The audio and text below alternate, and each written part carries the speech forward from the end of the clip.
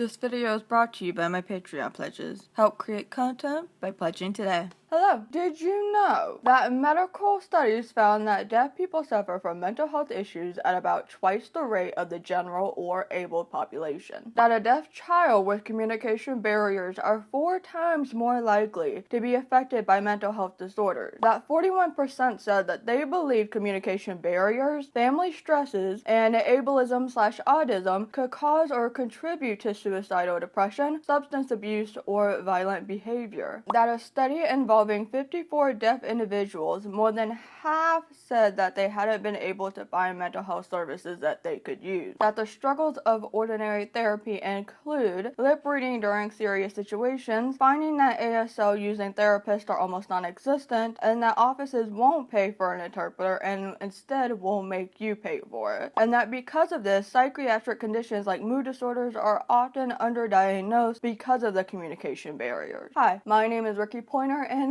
I am not a mentally well person. I have a pretty decent to strong case of depression, and it's something that while I have talked about a little more here and there on YouTube, it was very hard for me to get professional help for it because of the fact that therapy is so inaccessible to deaf and hard of hearing people like me. So about a year or so ago, I was finally fed up with it, and I wanted to look around the internet and try to find a therapist that would hopefully work for me. Keep in mind that I struggle with being fluent in English, but I can't understand other people's spoken English most of the time because I can't hear very well. And while I have a little bit of ASL under my belt, I am not fluent, and also the conversations that I have in ASL are really about depression and other mental health. So it's kind of difficult for me to talk about that in such a serious manner in a second language. But that didn't stop me from trying to find someone that would help me either way. So I was Googling therapists in the general area, Charlotte,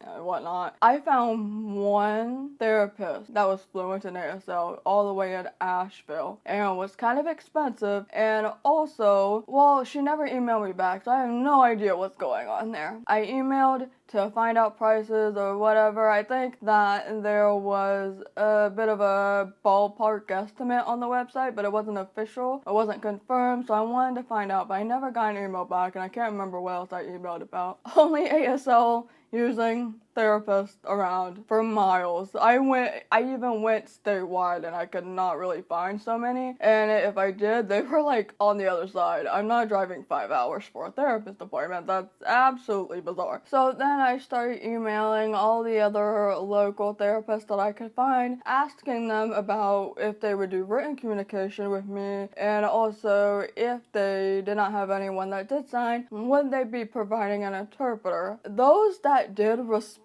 to me told me that I would have to pay for the interpreter, and paying for an interpreter would likely be more expensive than the actual therapy appointment itself. It's not worth it. One, I can't afford that simply, and two, it's just way too expensive. And then when I would respond back about written communication, I would not get a response, and anyone that I did ask that to, I just never got a reply in general. So yeah, communication barriers and accessibility is by far what made me not be able to get therapy. There's also the cost factor. Deaf people, disabled people in general, we make some of the smallest amount of money if you look it up. I do not make a whole lot of money. In fact, I just totaled up my income for this specific month as of right now, and I have made so far $694 after taxes, and a good portion of that is already being taken out, at least half for bills already. If I were to pay for regular therapy, that would definitely cut into my finances. And so I was trying to see if there were any options that were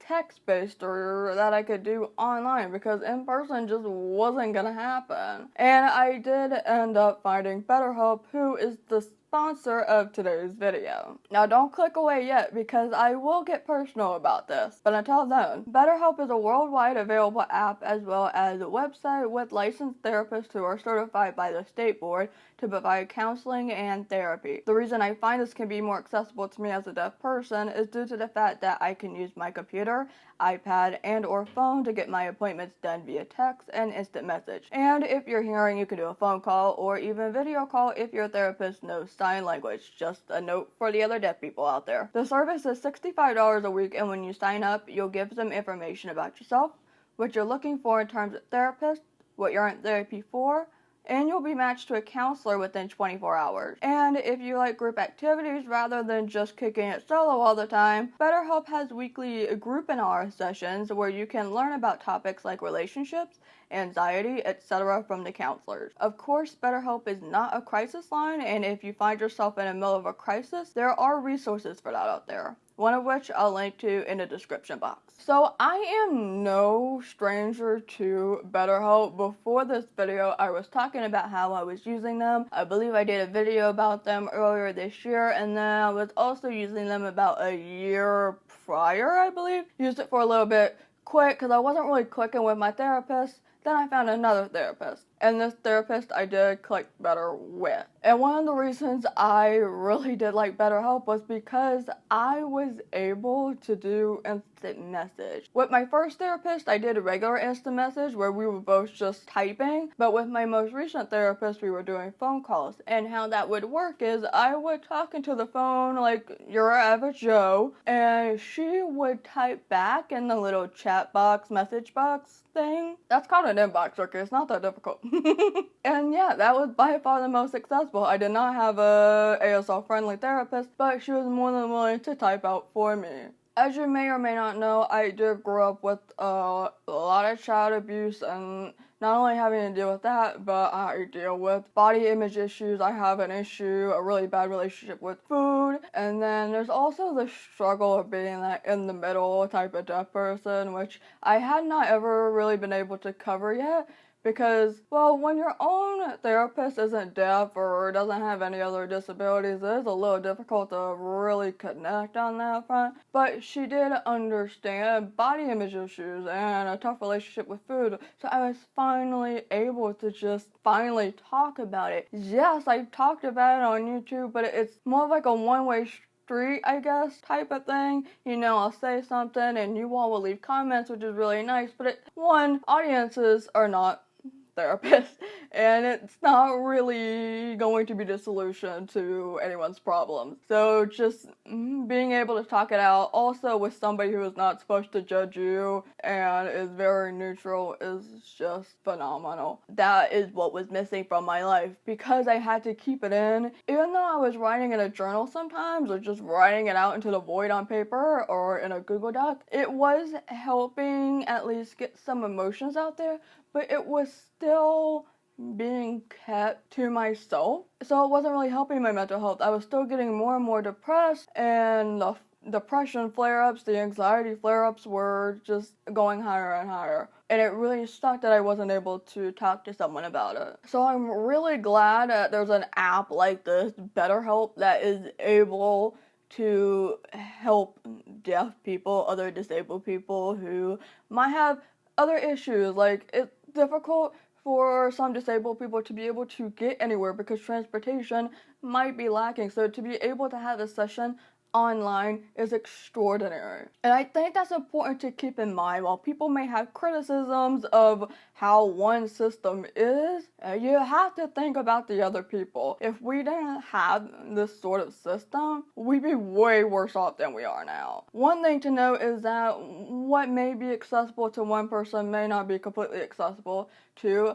others. So, for example, someone who is more fluent in ASL, they might need something else, but this provides way more options than zero, and I can appreciate that. Mental health is a serious matter. It is extremely serious in the deaf community where it really doesn't get talked about. I feel like it's just kind of pushed under the rug. I feel like some communities just think of mental illness, depression, anxiety, etc., as something to be ashamed about, and we just, as long as we don't talk about it, it's not going to do any harm, right? But in fact, that does the exact opposite. So being able to talk about this is extremely important, bringing to light the seriousness of this. So what I hope to see going forward is that this conversation, this video, makes more conversation happen, which then makes therapy become more accessible, no matter what kind of system it is, in person or online through an app or website. To my fellow deaf and disabled friends, whether you're deaf or you have some other disability, I would love